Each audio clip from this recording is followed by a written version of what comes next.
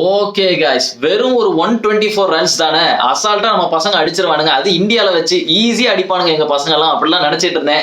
நேத்து ஐபிஎல்ல ரிட்டன்ஷன் பத்திலாம் நம்ம பேசிட்டு இருந்தோம். அதெல்லாம் பார்க்கும்போது இன்னைக்கு வந்துட்டு டே வந்துட்டு ரொம்ப ஈஸியா முடிஞ்சிரும் அப்படின்னு நினைச்சேன். நினைச்சது என் தப்பு. பார்த்தா கொல்கட்டால வச்சு கருமாதியே நமக்கு பண்ணிட்டானுங்க. பல வருஷம் கழிச்சு, கிட்டத்தட்ட 15 வருஷம் கழிச்சு இந்தியால வந்து ஜெயிக்கிறானுங்கன்னு நினைக்கிறேன் சவுத் ஆப்பிரிக்கா. எல்லாத்துக்கும் காரணம் இந்த டான் தெம்பா பவுமா தான். எல்லாத்துக்கும் காரணம் இந்த மனுஷன் தான். இந்த மேன் இருக்காரு பாத்தீங்களா, இவர்கிட்ட ஏதோ இருக்குது. கொஞ்சம் கொஞ்சமா வராம பாருங்களேன் தெம்பா பவுமா. அப்படியே கீழ இருந்து அப்படியே வந்து வந்து வந்து வந்து எல்லாத்தையும் அடிச்சுக்கிட்டே இருக்கான்ப்பா. நம்ம இடத்துல அடிக்கிறானுங்க. கம்பீர் வந்துட்டு இதுக்கு பதில் சொல்லி ஆகணும். அதாவது இந்த மேட்ச் தோத்ததுக்கு முக்கியமான காரணம் ஒண்ணு என்னன்னு கேட்டேன்னா, ஒண்ணு சுமன் கில் வரல. வந்தா சுமன் கில் ஒரே ஒரு 4 அடிச்சான். அடிச்ச உடனே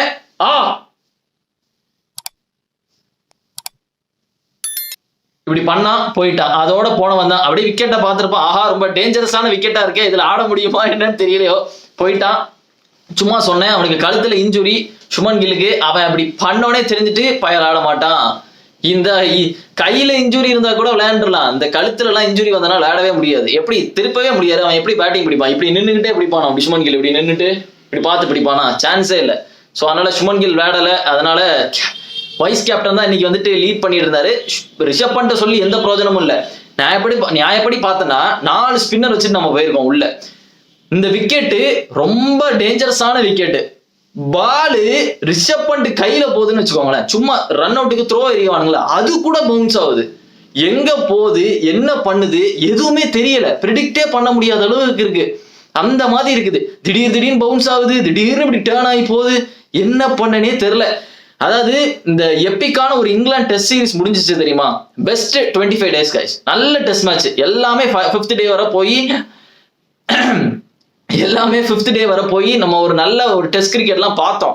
அதெல்லாம் முடிச்சுட்டு திருப்பியும் இந்த பழைய நிலைமை, இந்த 2 நாள் டெஸ்ட் மேட்ச் 3 நாள் டெஸ்ட் மேட்ச்சுக்கு வரோம். அப்படிங்கும் போது ஒரு மாதிரி காண்டா இருக்கு எனக்கு. இதனாலதான் எனக்கு இந்த இந்தியால டெஸ்ட் மேட்ச் நடந்தாலே பாக்குறதுக்கு சுத்தமா எனக்கு இன்ட்ரெஸ்டே இருக்க மாட்டேங்குது. இதனாலதான் நான் வந்து இந்த வெஸ்ட் இண்டீஸ் சீரீஸும் வந்துட்டு அவ்வளவு ரிவ்யூவே போடல. ஏன்னா நமக்கு தெரியும் எப்படியும் வந்துட்டு இந்த மேட்ச் வந்துட்டு ஒரு 2-3 நாள் முடிய போகுது. இதெல்லாம் ஒரு டெஸ்டா அப்படின்ற மாதிரி இருந்துச்சு. But west Indies second match வந்து கொஞ்சம் இன்ட்ரெஸ்டிங்கா இருந்துச்சு. ஃபர்ஸ்ட் மேட்ச் வந்துட்டு எப்பவும் போல இந்தியா வந்து அடிச்சிட்டாங்க. பட் இந்த வாட்டி சவுத் ஆப்பிரிக்கா அடிச்சிட்டானுங்க. கொல்கட்டால வந்துட்டு மெயினான ரீசன் என்னன்னா ஹார்மர் தான் மெயினான ரீசன்.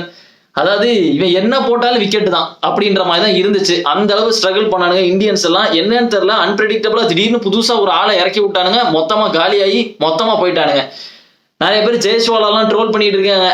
ஜெயஸ்வாலி அப்படிலாம் ட்ரோல் பண்ணிட்டு இருக்கீங்க. ட்ரோல் பண்ணி என்ன பிரோஜனம் தெரியல. ஜெயஸ்வால் என்ன பண்ண போறான்? மற்றபடி பாத்தீங்கன்னா மார்க்கோ ஆன்சன்லாம் இறக்குறான். பாலை அப்படியே இறக்குறான். வெறும் ஒரு 124 ரன்னுக்கு வந்துட்டு சுமன் கில்லாம் தேவையே இல்லை எனக்கு தெரிஞ்சுட்டு.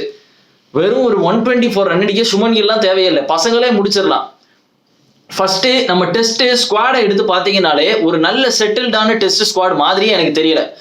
ஒன் டவுன் வந்துட்டு வாஷிங்டன் சுந்தர் வரான்னு வச்சுக்கோங்களேன், இது வந்துட்டு நல்ல ஸ்குவாட் இல்லை. நான் சொல்லிடுறேன். இது வந்துட்டு எல்லாரும் சொல்லலாம், சீக்கா வந்துட்டு சொல்லலாம், எஸ் வாஷிங்டன் சுந்தர் நல்லா பண்றான் அப்படில, எஸ் நல்லா தான் பண்றான், இந்த டெஸ்ட் மேட்ச் சூப்பர் ஆடுறான். பட் ஒன் டவுன் வந்துட்டு வாஷிங்டன் சுந்தர் மாதிரி ஒரு பிளேயர் வந்துட்டு விளையாடுறான் அப்படின்னா நம்ம ஸ்குவாட் வந்துட்டு நல்லா இல்லை அப்படின்றதுதான் எனக்கு வந்துட்டு பார்க்கும் போது தோணுது. ஏன்னா தேர்டு வந்துட்டு ரொம்ப டெஸ்ட் மேட்ச்ல புஜாரா இருந்த இடம், அதெல்லாம் புஜாரா இருந்த இடத்துல வாஷிங்டன் சுந்தர் அந்த இடத்துக்கு இன்னும் ஒரு ஆன்சரே கிடைக்கல. எல்லாரையும் போட்டு பார்த்துட்டாங்க. கருண் நாயர், சாய் சுதர்ஷன் எல்லாரையும் போட்டு பார்த்துட்டாங்க. எதுவுமே ஆன்சர் கிடைக்கல. இப்போ வாஷிங்டன் சுந்தர் வச்சு விளையாண்டுட்டு இருக்காங்க. ஃபர்ஸ்ட் ஒரு ஓப்பனிங் ஒரு விக்கெட் போனோடனே வாஷிங்டன் சுந்தர் வந்து விளையாண்டுட்டு இருக்காங்க. அந்த நிலைமைக்கு வந்துட்டு இந்த டீம் இருக்குது. 4 ஸ்பின்னர் வச்சுட்டு போறாங்க. எனக்கு தெரிஞ்சு ரொம்ப ஆப்ஷன் இருக்கிற மாதிரி எனக்கு தெரியுது. நிறைய ஸ்பின்னர்ஸ் எடுத்துட்டு போறாங்க. எனக்கு இவ்வளோ ஸ்பின்னர் தேவையா அப்படின்னு எனக்கு தெரியல. எனக்கு தெரிஞ்சு இன்னொரு பேட்ஸ்மேனையாவது கொண்டு வந்திருக்கலாம். கருண் நாயர் பாவம் கைஸ், அவனுக்கு இந்தியாவில் வச்சு ஒரு சான்ஸ் கொடுத்துருக்கணும். இந்தியாவில் எப்படி விளையாடுறான் அப்படின்னு ஒரு சான்ஸ் கொடுத்துருக்கலாம். சரி கழுத போது. சாய் சுதர்சன் தான் நீங்க மறுபடியும் தேர்ட் கொண்டு வரணும்னு நினைக்கிறேன். ஏன்னா பிகாஸ் இது சில்லியா இருக்கு. வாஷிங்டன் சுந்தர் தேர்ட் ஆடுறது எனக்கு பிடிக்கல. பட் இந்த இது வந்துட்டு நல்லா தான் விளையாண்டான். பட் எனக்கு பார்க்கும் போது தேர்டு வந்துட்டு தேர்டே வாஷிங்டன் சுந்தரா என்னப்பா பேசுறீங்க அப்படின்ற மாதிரி எனக்கு இது இருக்குது. அதனால நான் சொல்றேன். மற்றபடி பாத்தீங்கன்னா அக்சர் பட்டேல்லாம் அந்த 6 அடிப்பான் தெரியுமா, லாஸ்டா 6 4 அப்படிலாம் அடிக்கும் போது அவ்வளவுதான்ப்பா, முடிச்சிட்டான்டா அக்சர். இன்னைக்கு மேட்ச் பிடிச்சிடலாம். கொல்கட்டா ஃபேன்ஸ் எல்லாம் ஜாலியா இருந்தானுங்க. அதே ஓவரில் அப்படியே மேட்ச் முடியும் நான் எதிர்பார்க்கல. நான் அப்படியே கொண்டு போவானுங்க அப்படின்னு தான் நினைச்சேன். எல்லா கண்ட்ரிலையும் பவுலர்ஸ் வந்துட்டு நின்று விளையாடுவானுங்க. ஆஸ்திரேலியா எடுத்துக்கிட்டீங்கன்னு வச்சுக்கோங்களேன், மிச்சல் ஸ்டார்க்கே நமக்கு ட்ரபிள் கொடுத்துட்டு இருப்பான். காலையில வருவான் மிச்சல் ஸ்டார்க்கு, காலையில நம்ம பவுலர் வந்துட்டு ஃப்ரெஷ்ஷா போட்டு விக்கெட் எடுத்துருவாங்க அப்படின்னு பார்த்தோன்னா நின்றுட்டு இருப்பான், உட்காந்து 50 அடிச்சுட்டு போவான். அந்த மாதிரி நம்ம பவுலர் ஒருத்தர்கிட்ட கூட நான் ஒரு இம்பாக்ட பார்த்ததே இல்லை பேட்டிங் பிடிக்கும்போது. சிராஜ் எல்லாம் பாருங்களேன், வர்றான், அவ்வளோ கிரௌட் சப்போர்ட் இருக்குது, ஒரு ரன் அடிக்க மாட்டேங்க பாய, ஒரு ரன்னுக்கு சிங்கி அடிக்க வேண்டியதா இருக்கு. அந்த நிலைமைக்கு நம்ம வந்துட்டோம். மற்றபடி பாத்தீங்கன்னா நம்ம இந்தியன் பிச்சில் நம்ம வீட்டில் நம்மளை அடிச்சுட்டு போறானுங்க, அவனுங்க வந்துட்டு நம்மளோட நல்லா பவுலிங் போட்டு ஜெயிச்சுட்டு போயிட்டானுங்க. இதுக்கிடையில கம்மி ரன்ஸ் தான் அடிச்சிருக்கானுங்க. கம்மி ஃபர்ஸ்ட் இன்னிங்ஸ்ல எவ்வளவு அடிச்சானுங்க, ஒரு 159, செகண்ட் இதுல ஒரு 189, இந்த மாதிரி தான் அடிச்சிருக்கானுங்க. இதையே அடிக்க முடியல. மெயினா அவனுங்க பேட்டிங்ல பிளஸ் என்னன்னா, தெம்பா பவுமாவும் அந்த பாஷுக்கும் ஏற்பட்ட அந்த பார்ட்னர்ஷிப். பவுமா நின்னுட்டான்பா, அப்படியே காலையில வந்து ஒரு 50 போட்டாரு, 136 பால் எடுத்துட்டு ஒரு 50 போட்டாரு. பாஷ் ஒரு சைடு ஒரு டீசென்டான ஒரு நாக் ஆடினா, இது வந்துட்டு ஒரு நல்ல ஒரு டோட்டல பில்ட் ஆயிட்டு. அந்த சைடு அவங்களுக்கு விக்கெட் போயிட்டே இருந்தாலும் அந்த சைடு பாத்தீங்கன்னாலும் ஒன்னும் பெரிய பெரிய ஒரு அணிலாம் ஒன்றும் இல்லை அவங்களுக்கு. டீம்மேட்டை பொறுத்தவரை ஃபர்ஸ்ட் 4 பேர் தான், முல்டரு, ரிக்கல்டனு, மார்க்ரம், பவுமா, இந்த 4 பேர் தூக்குனா முடிஞ்சிச்சு அப்படின்ற மாதிரி தான் அவங்க ஸ்குவாடே இருக்குது. எடுத்து பார்த்தாலே உங்களுக்கே தெரியும். மற்றபடி அவங்க விக்கெட் கீப்பர் பேட்ஸ்மேன் அவங்க எல்லாருமே வந்துட்டு இந்த இந்தியன் பிச்லாம் வந்து ஒன்றும் பிடிங்கிட மாட்டாங்க. ஆனா நம்ம பவுலர்ஸோட அவனுக்கு தான் ஏதோ பெட்டரா பண்ண மாதிரி எனக்கு தோணுது. 4 ஸ்பின்னர்லாம் தேவையில்லை கைஸ், 4 ஸ்பின்னர்லாம் தேவையே இல்லை, 3 பேரே போதும் எனக்கு தெரிஞ்சு.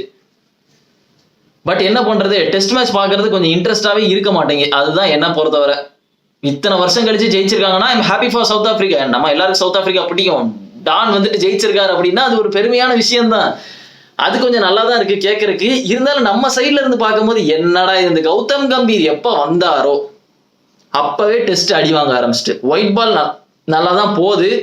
மற்றபடி பார்த்தீங்கன்னா இந்த இங்கிலாந்து சீரீஸ்லாம் நல்லா தான் போச்சு. ஃபிளாட் பிச்சில் தான் நம்ம ஆடலாமே, ஃபிளாட் பிச்சில் தான் நம்ம பட்டையை கிளப்போமே. சுமன் கில் பட்டையை கிளப்போற மற்ற கொஞ்சம் இந்த கிராஸ் ஆடுது, விக்கெட் ஒரு மாதிரி நகர்ற மாதிரி இருக்குது, தர நகர்ற மாதிரி இருக்குன்னா சுமன் கில் வந்து காணாம போயிடுவாரு, வேனிஷ் ஆயிடுவாரு. எங்க போனார் சார், காணுமேப்பா, இங்கே தானப்பா இருந்தார் ஒரு 2 நிமிஷம் முன்னாடி, அந்த மாதிரி ஆயிடுறாரு. எல்லா இடத்துலயும் நமக்கு அடி விழுது கைஸ் டெஸ்ட்ல. முக்கியமா எது ரொம்ப அசிங்கமா இருந்துச்சு எனக்கு அப்படின்னா, நியூசிலாண்டோட தோத்தம் தெரியுமா, அதுதான் ரொம்ப ஹார்ட் ஹிட்டிங்கா இருந்துச்சு எனக்கு எல்லாம் பார்க்கும்போது. அந்த 46 ஆல் அவுட்டா, 46 தான் நினைக்கிறேன், அந்த நியூஸ்ல எது பெங்களூர்ல நடக்குமே 46 ஆல் அவுட்னு நினைக்கிறேன். அதெல்லாம் ரொம்ப அசிங்கமா இருந்தது. நம்ம ஹோம்ல வச்சு நியூசிலாந்து வந்து வாஷ் அவுட் பண்ணதெல்லாம் வந்துட்டு இதெல்லாம் எந்த காலத்துல உள்ளது, அந்த மாதிரி ஒரு அசிங்கத்தெல்லாம் ஃபேஸ் பண்ணிட்டு வரும்போது இது கொஞ்சம் பரவாயில்லாத மாதிரி இருக்கு. ஆனா இந்த மேட்ச்ல கன்ஃபார்ம் வின் பண்ணிடுவாங்க அப்படின்னு தான் நினைச்சேன். நல்லா ஜெய்ஸ்வால் வர 124 ரன்னு, ஜெய்ஸ்வால் வருவான், டப்புன்னு ஒரு 4 4 சாத்தி எடுத்துட்டு ஒரு 84 ரன் வைக்க போறான். இந்த சைடு கேஎல் ராகுல் 36 ரன் அப்படியே ஸ்லோவா ஆடிக்கிட்டே இருக்க போறான். அதுக்கப்புறம் விக்கெட் வரும், பின்னாடி வந்து பசங்க எல்லாம் பாத்துக்கிடுவாங்க, ரிஷப் பண்ட் 6 அடிப்பான், இல்ல ஜடேஜா வந்து அடிச்சு முடிச்சிருவாரு அப்படிலாம் நினைச்சுக்கிட்டு இருந்தேன். பார்த்தன்னா அப்படியே சரிக்கிட்டு போயிட்டானே. எல்லாம் இந்த ஹார்மர் தான் காரணம். அவன் பேருக்கு ஏற்ற மாதிரி எல்லாத்தையும் ஹார்ம் பண்ணிட்டு போயிட்டான். 8 விக்கெட் ஃபர்ஸ்ட் இன்னிங்ஸ்ல வந்துட்டு 4 விக்கெட், செகண்ட் இன்னிங்ஸ்ல 4 விக்கெட், எல்லாம் தூக்குனதெல்லாம் இம்பார்ட்டன்டான விக்கெட்டா தான் தூக்கியிருக்கான். மற்றபடி அவங்க பேட்டிங் சைட்ல பார்த்தோன்னா தெம்பா வந்துட்டு ஸ்ட்ராங்கா இருந்தான். முக்கியமான ஒரு இது என்னன்னா, தெம்பா அந்த அக்சர் பட்டேல் கேட்சை பிடிச்சது வந்துட்டு செம கேட்ச், அதெல்லாம் சூப்பர் கேட்ச். அது ரொம்ப கஷ்டம், 31 ரன் அடிக்கணும் அப்படின்ற மாதிரி தான் இருந்துச்சு. அந்த செகண்ட்ல கேட்ச் வரும்போது என்ன வேணாலும் நடந்திருக்கலாம், பட் அந்த கேட்ச் பிடிச்சது வந்து ரொம்ப கஷ்டம். ஏன்னா அக்சர் பட்டேல் அந்த ஓவர்ல கேசவ் மகாராஜ் போடும் போது டம்முன்னு அடிச்சானோ, ஓகே சூடு பிடிக்குதே அப்படின்னு நினைச்சேன். நான் அந்த கேட்சை விட்டுருவான்னு நினைச்சேன், பவுமா பார்த்தா பிடிச்சிட்டான்ப்பா, பயங்கரமா இருந்துச்சு. அந்த கேட்சை வந்துட்டு எட்ஜில தான் பிடிச்சாரு, 2 விரலையும் என்னமோ தான் பவுமா பிடிச்சான். ஸோ சரியான கேட்ச், அவங்க வின் பண்ணிட்டாங்க, நல்லா விளையாண்டாங்க, வின் பண்ணிட்டாங்க. நமக்கு மைனஸ் என்னன்னா சுமன் கில் இல்லை, அதுதான் பெரிய மைனஸ். அவன் இருந்தாலாச்சும் ஏதாவது ஒன்று ஒரு எக்ஸ்ட்ரா ஒரு 30 ரன் வந்திருக்கும் அப்படி நம்ம நினைச்சுக்கிடுவோமே. ஃபர்ஸ்ட் இன்னிங்ஸ்ல அவன் கொஞ்சம் ஆடி இருப்பான், செகண்ட் இன்னிங்ஸ்ல ஆடி இருப்பான், நம்ம ஜெயிச்சிருக்கலாம். எனக்கு தெரிஞ்சு செகண்ட் மேட்ச் நம்ம ஜெயிச்சிருவோம் அப்படின்னு நினைக்கிறேன். டிராவா ஆக போகுது, 1-1 டிரா அப்படின்னு முடிய போகுதுன்னு எனக்கு தோணுது.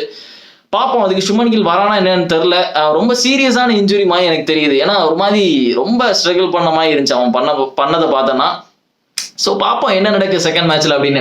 அது மட்டும் இல்ல, பாபர் அசாம் வந்து செஞ்சுரி போட்டுட்டான். நான் கொஞ்ச நாள் முன்னாடி தான் வந்துட்டு பாபர் அசாம் பத்தி வீடியோல பேசினேன். பாபர் அசாமுடைய மேனரிசம்லாம் கொஞ்சம் டிஃப்ரெண்டா இருக்குது. இது என்ன மறுபடியும் பாபர் அசாம் சும்மா பேருக்கு ஒரு 50 போட்டுட்டு போறானா, ஃபீல்டுல எல்லாம் பாபர் அசாம் வந்து ரொம்ப ஆக்டிவா இருந்த மாதிரி எல்லாம் இருந்துச்சு அப்படிலாம் சொல்லிட்டு இருந்தேன். பார்த்தா பாபர் அசாம் செஞ்சுரி போட்டுட்டான். நல்ல விஷயம், பாபர் அசாம் வந்துட்டு திருப்பி வந்தோன்னா நல்ல விஷயம் தான், பார்க்க நல்லா இருந்துச்சு. நான் அந்த மேட்ச் பார்த்தேன், ஸ்ரீலங்காவோட நல்லா விளையாண்டா பாபர் அசாம். அவங்க ஃபேன்ஸ் எல்லாம் ரொம்ப happy. But king Babar Azam அப்படிலாம் சொல்லிட்டு இருக்காங்க. வேற எங்கேயாவது போய் ஒதுங்கி உட்காந்துக்கோங்க, கிங் எல்லாம் சொல்லாதீங்க. நீங்க பாபர் அசாம் ஜிம்பாபர் அப்படின்ற பேரே வச்சுக்கோங்க. 20வது செஞ்சுரி போட்டிருக்கான் பாபர் அசாம். அவங்க ஃபேன்ஸுக்கு ஹாப்பியா இருக்கும் கைஸ். அவங்க வந்துட்டு என்னதான் இருந்தாலும் இவ்வளவு சப்போர்ட் பண்றானுங்க பாருங்களா பாபர் அசாம் எல்லாம்.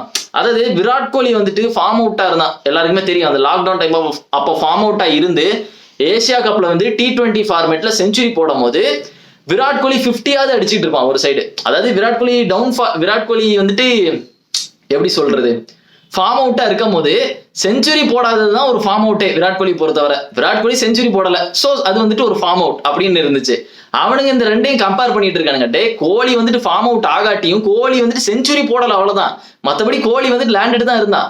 பாபர் அசாம் மொத்தமா போயிட்டான், மொத்தமா ஃபார்ம் அவுட். எங்க விளையாடுறான், எத்தனை சான்ஸ் அவனுக்கு எல்லாம் கொடுத்துருக்கான். அவனுக்கு கொடுத்த சான்ஸை கோலிக்கு எல்லாம் கொடுத்துருந்தா 10,000 ரன் தாண்டி போயிருப்பான் டெஸ்ட்ல. அவ்வளவு சான்ஸ் பாபர் அசாமுக்கு கொடுத்துருக்கு. அப்படி கொடுத்து இப்பதான் போடுறான். அவன் இதை அப்படியே வச்சுக்கிட்டா நல்லது. அவன் இதை மைண்ட்ல ஏத்திக்கிட்டு சரி யங் ஜெனரேஷன்ஸ்லாம் நம்ம பாக்குறானுங்க, பசங்க பாக்குறானுங்க, நம்ம விளையாண்டாதான் பின்னாடி வந்துட்டு நல்லா இருக்கும், அப்படிலாம் நினைச்சு விளையாண்டா நல்லா இருக்கும் பாபர் அசாம்.